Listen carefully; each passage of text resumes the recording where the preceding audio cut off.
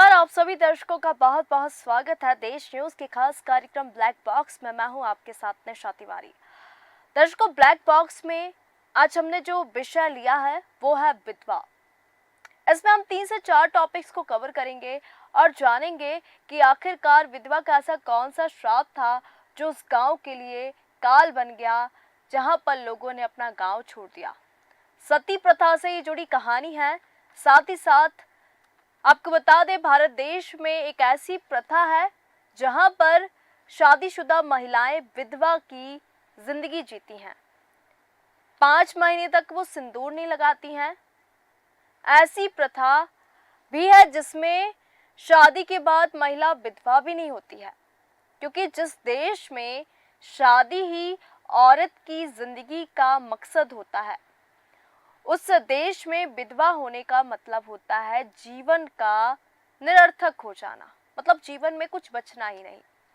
जिस देश में पति परमेश्वर होता है, उस देश में विधवा होने का मतलब होता है भगवान का आसरा छूट जाना। जिस देश में औरत की खुशी इस पर निर्भर करती है कि उसका पति उससे खुश है कि नहीं, उस देश में विधवा होने का मतलब होता है बिना खुशियों के जीवन जीना सीख लेना। जिस देश में शादी के बाद ससुराल ही नया घर होता है, उस देश में विधवा होने का मतलब होता है बेघर हो जाना। हमने अपने आसपास कई ऐसी महिलाओं को देखा होगा जिनके पति की मौत के बाद उनके साथ अपने परिवार और समाज द्वारा कैसे भेदभावपूर्ण व्यवहार किया जाता है। पति की मौत के बाद अधिकतर ससुराल वाले अपनी विधवा बहू की कोई कद्र नहीं करते, उसकी कोई वैल्यू ही नहीं होती, उसकी आवाज दबाने की कोशिश करते हैं। हमने अपने आसपास आज भी ऐसे उदाहरण देखे होंगे, ऐसे गांव में भी इस तरीके के जो उदाहरण है वो देखे होंगे।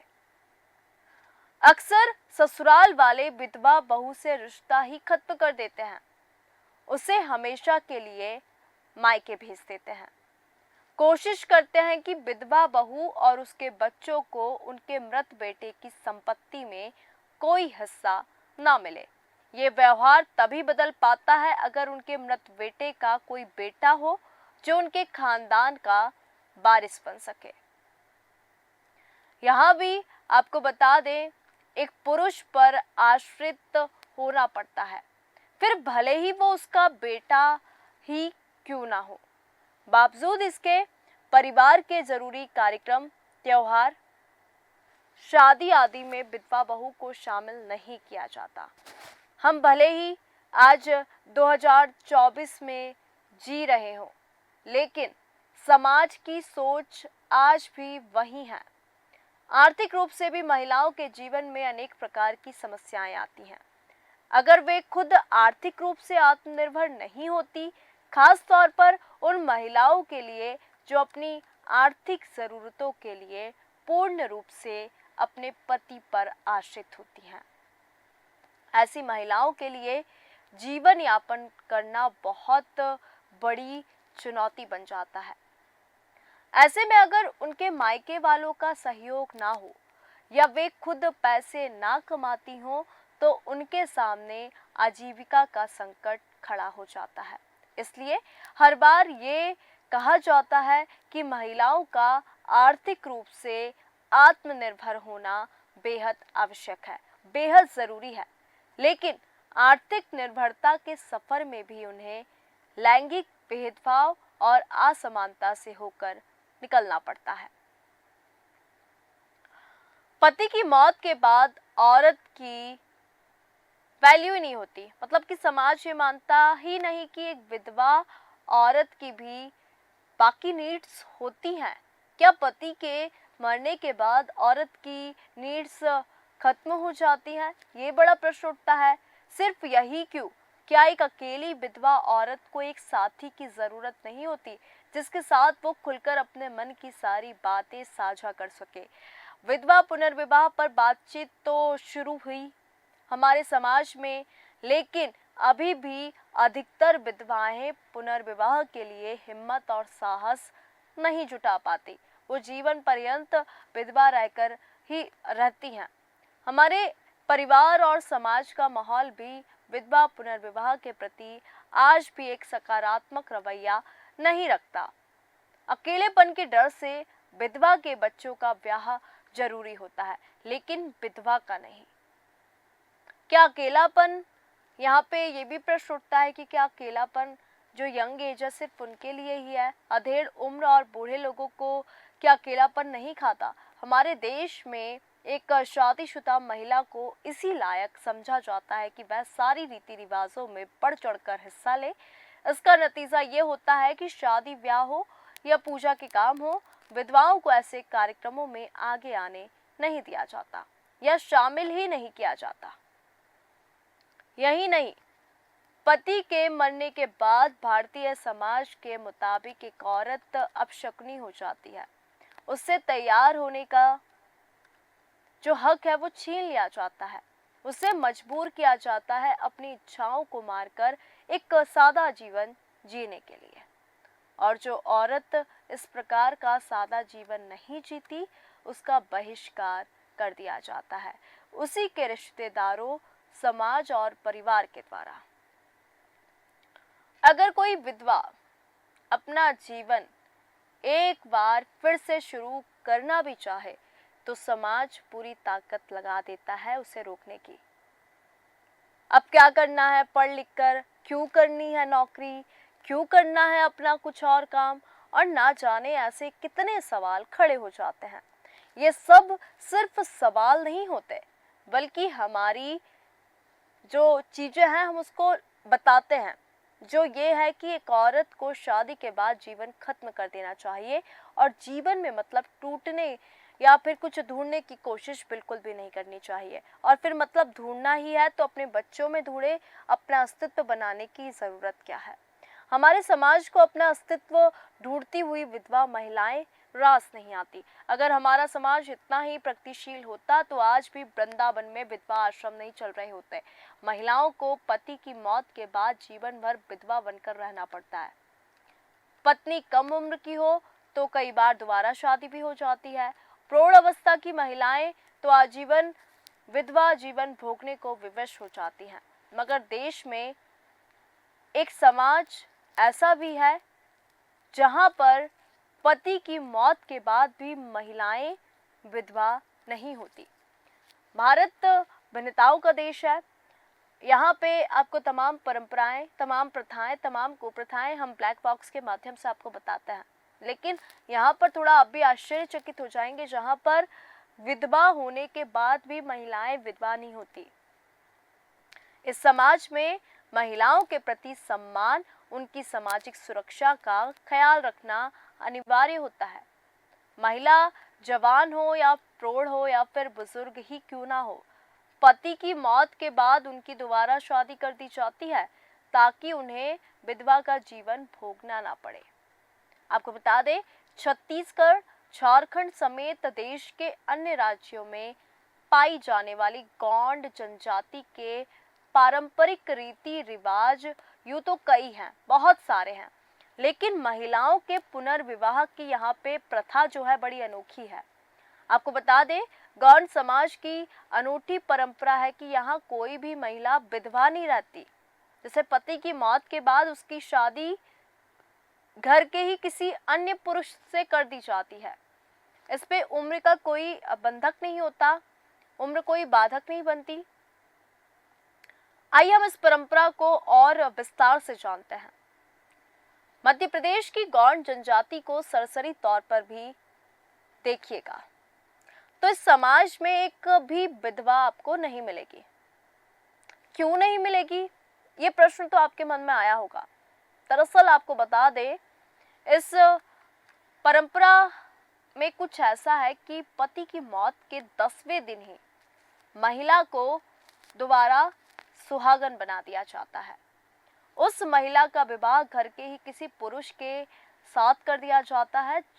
वह पुरुष संबंध में देवर भी हो सकता है या फिर उम्र में काफी छोटा सा बालक भी हो सकता है। महिला किसी भी सूरत में विधवा के तौर पर नहीं रह सकती। गौंड समाज में महिला को विधवा ना रखने की मान्यता गहरी है। जिस घर में पुरुष की मृत्यु हुई हो और अगर घर का कोई पुरुष उस महिला से शादी करने के लिए तैयार हो जाता है या पुरुष ना हो तो महिला को पति की मृत्यु के 10वें दिन एक खास तरह की चांदी की चूड़ियां पहना दी जाती है। इसे पातो कहा जाता है। इस चूड़ी को पहनाने के बाद महिला को सुहागन मान लिया जाता है। गौड़ समाज से जुड़े लोग आज भी पूर्वजों की बनाई इस परंपरा का पालन करते हैं। भारत में शादी के बाद पति की लंबी उम्र के लिए महिलाएं रोज श्रृंगार करती हैं। अब हम जिस विषय पर बात करेंगे वो विषय भी बड़ा अटपटा है। जैसे कि अभी मैंने बात की कि यहाँ पर महिलाएं विधवा होने के बाद भी विधवा नहीं होती। अब हम जो बात कर रहे हैं उसको आप जरा ध्यान से सुनिएगा। भारत में शादी के बाद पति की लंबी उम्र के लिए महिलाएं रोज श्रृंगार करती है, सिंदूर लगाने से लेकर चूड़ी पहनने तक। यहाँ तक कि हिंदू विवाह में महिलाओं को सिंदूर लगाना और चूड़ी पहनना एकदम अनिवार्य होता है। अगर कोई महिला सिंदूर नहीं लगाए तो समाज में तरह तरह की बातें होने लगती है। चलिए, ये बात हो गई आम महिलाओं की, लेकिन आज हम आपको एक ऐसी प्रथा के बारे में बताने जा रहे हैं जहां महिलाओं को पति की लंबी उम्र के लिए विधवा की जिंदगी जीनी पड़ती है। जी हाँ, उसका अगर पति जिंदा है और पति की लंबी उम्र के लिए विधवा जैसी जीवन व्यतीत करना पड़ता है। देश में गछबाह समुदाय, गछबाह कम्युनिटी ऐसा है जहां महिलाओं का श्रृंगार करना अपशकुन माना जाता है। अगर महिला श्रृंगार कर रही है तो उसे अपशकुन माना जाएगा। महिलाओं को अपने पति की लंबी उम्र के लिए 5 महीने तक विधवा जैसी लाइफ जीनी पड़ती है। गछबाह समुदाय की महिलाएं इस परंपरा का पालन प्राचीन समय से करती चली आ रही है और आज भी ये लोग करते हैं। ये महिलाएं 5 महीने तक ना तो कोई श्रृंगार करती हैं ना ही खुश रहती हैं। दरअसल इनके पति इस वक्त पेड़ों से ताड़ी उतारने जाते हैं और तब तक महिलाओं को विधवा की जिंदगी व्यतीत करना पड़ता है। इस समुदाय के लोगों की कुलदेवी तरकुलहा देवी मानी जाती हैं। पूर्वी उत्तर प्रदेश में रहने वाले इस समुदाय के लोगों की आजीविका का मुख्य काम पेड़ से ताड़ी उतारना माना जाता है। ताड़ के पेड़ काफी अधिक लंबे और सीधे होते हैं। ऐसे में यहाँ ताड़ी उतारना बेहद खतरनाक माना जाता है। इसलिए उनकी पत्नियां कुलदेवी के चरणों में अपना श्रृंगार अर्पित करके पति की जीवन की रक्षा की प्रार्थना करती है। ऐसी मान्यता है कि इस तरह से कुलदेवी प्रसन्न होती हैं और महिलाओं के पति की जिंदगी की रक्षा करती हैं और उनको आशीर्वाद देती हैं। अब हम बात करेंगे, बिहार से एक घटना सामने आई और ये सच्ची घटना है जहां पर एक विधवा का श्राप काल बन गया। बिहार के जमुई जिला में एक अनोखा मंदिर है जो 135 साल तक श्रापित रहा। इसका कारण यहाँ मिला एक श्राप जिसने गांव की कई पीढ़ियों को यहाँ से पलायन करने के लिए मजबूर कर दिया। करीब 1 शताब्दी के बाद इस गांव के लोगों के ऊपर से श्राप का प्रकोप जो है वो खत्म हुआ और तब जाकर यहाँ लोगों के घरों में रौनक देखने को मिली। आपको बता दें, गांव जमुई में जिला के खैरा प्रखंड क्षेत्र स्थित चौहानडीह गांव है, जहां पर माता सती का एक मंदिर है। ये जो कहानी है ये सती प्रथा से जुड़ी है। स्थानीय ग्रामीणों का कहना है कि 1878 में चौहानडीह गांव में सती प्रथा को मानते हुए एक महिला अपने पति की मौत के बाद सती हो गई थी। दरअसल उस समय गांव के पहले ग्रामवासी महताब सिंह के 5 पुत्र थे। उनके सबसे छोटे पुत्र का विवाह एक धार्मिक कन्या से कराया गया। वो कन्या बेहद ही धार्मिक थी। शादी के बाद वह पतिव्रता में लीन हो गई, लेकिन अचानक उसके पति की मौत हो गई, जिसके बाद उसने भी पति की चिता पर सती होने का फैसला किया। बताया जाता है कि लोगों के मनाने के बाद भी वह नहीं मानी और चिता सजवा कर पति को अपने गोद में लेकर बैठ गई। वहीं दूसरी ओर कुछ ब्राह्मण कीर्तन भजन गाने वाले वहां भजन गाना शुरू कर दिए। देखते ही देखते चिता पर बैठने के बाद अचानक अग्नि प्रज्वलित हो गई, मतलब अचानक से आग चलने लगी। ग्रामीणों ने बताया कि पति और पत्नी चिता में एक साथ जलने लगे।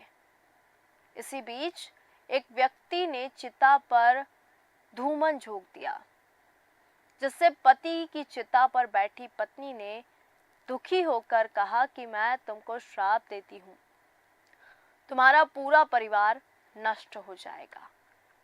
महिला ने क्रोध में आकर कहा कि जिस घर में धन होगा उस घर में संतान नहीं होगी, और जिस घर में संतान होगी उस घर में धन नहीं होगा।